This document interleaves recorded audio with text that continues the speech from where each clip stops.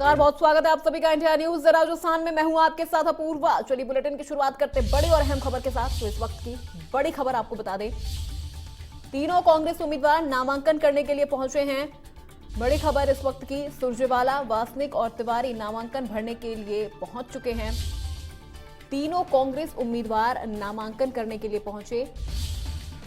सुरजेवाला, मुकुल वासनिक और प्रमोद तिवारी नामांकन भरने के लिए पहुंच चुके हैं। नामांकन भरने से पहले पीसीसी दफ्तर भी गए थे तीनों उम्मीदवार, जहां पर तिलक लगाकर उनका अभिनंदन किया गया था। और अब पीसीसी दफ्तर से निकलने के बाद सीधे नामांकन भरने के लिए पहुंचे हैं तीनों कांग्रेस उम्मीदवार। राज्यसभा चुनाव से जुड़ी ये बड़ी अपडेट के साथ खबर आपको बता रहे हैं। रणदीप सुरजेवाला, मुकुल वासनिक और प्रमोद तिवारी नामांकन भरने के लिए पहुंच चुके हैं। इससे पहले बीजेपी की ओर से घनश्याम तिवारी और बीजेपी समर्थित निर्दलीय सुभाष चंद्रा ने नामांकन दाखिल कर दिया था, नामांकन भर दिया था। और अब तीनों कांग्रेस उम्मीदवार नामांकन भरने के लिए पहुंचे हैं। रणदीप सुरजेवाला, मुकुल वासनिक और प्रमोद तिवारी नामांकन भरने के लिए पहुंचे हैं। बड़ी खबर, बड़ी जानकारी के साथ इस वक्त की आपको बता रहे हैं। रणदीप सुरजेवाला, मुकुल वासनिक और प्रमोद तिवारी नामांकन करने के लिए पहुंचे हैं। तीनों कांग्रेस उम्मीदवार नामांकन भरने पहुंचे। राज्यसभा का रण सज चुका है और ऐसे में सुबह से ही हलचल के साथ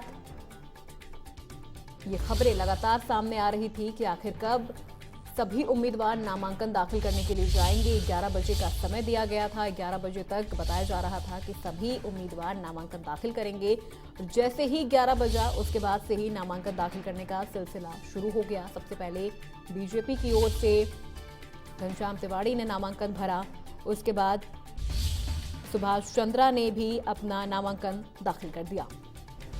और अब तीनों कांग्रेस उम्मीदवार पीसीसी दफ्तर से निकलने के बाद सीधे अपना नामांकन भरने के लिए पहुंचे हैं। रणदीप सुरजेवाला, मुकुल वासनिक और प्रमोद तिवारी नामांकन भरने के लिए पहुंचे हैं। तो इस वक्त की ये बड़ी खबर आपको बता रहे हैं। राज्यसभा चुनाव से जुड़ी इस वक्त की अहम जानकारी, तीनों कांग्रेस उम्मीदवार नामांकन भरने के लिए पहुंचे हैं। रणदीप सुरजेवाला, मुकुल वासनिक और प्रमोद तिवारी। तमाम जानकारी के साथ हमारे संवाददाता दिनेश चटांगी मौजूद हैं। दिनेश, तीनों कांग्रेस उम्मीदवार नामांकन दाखिल करने के लिए पहुंच चुके हैं। कब तक नामांकन दाखिल कर सकते हैं, क्या जानकारी आपके पास?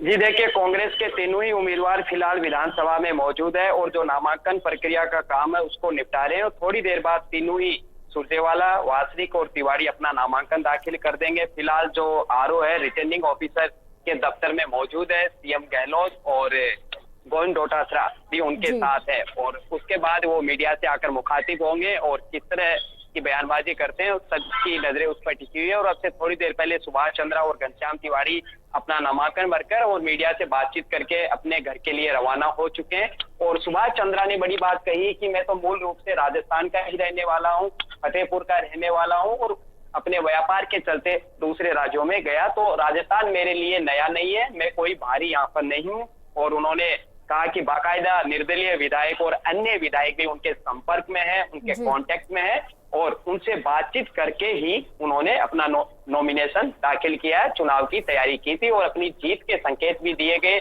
जब हमने उनसे सवाल किया कि जिस तरह हरियाणा में पेन और उसकी स्याही बदल दी गई थी, कांग्रेस के वोट खारिज हो गए थे और आप जीत गए थे, क्या वैसा ही कोई करिश्मा या मैजिक आप यहाँ करने जा रहे हैं? जी बिल्कुल दिनेश, क्योंकि अभी तक तो 5वें नाम को लेकर जिस तरह का सस्पेंस बना हुआ था, अब इस सस्पेंस से भी पर्दा उठ चुका है। तो वो 5वां नाम यहाँ पर सुभाष चंद्रा के तौर पर सामने आ रहा है। हालांकि कांग्रेस की तरफ से भी कई तरह की बयानबाजियां शुरू हो गई हैं। कांग्रेस भी सवाल उठा रही है बीजेपी पर कि इस तरह से आखिरी वक्त में क्यों सुभाष चंद्रा को उम्मीदवार बनाया गया।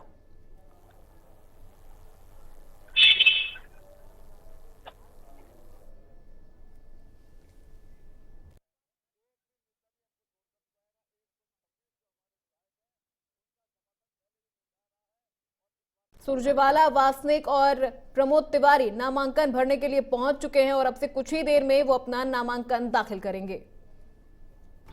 तो इस वक्त की ये बड़ी खबर आपको बता रहे हैं।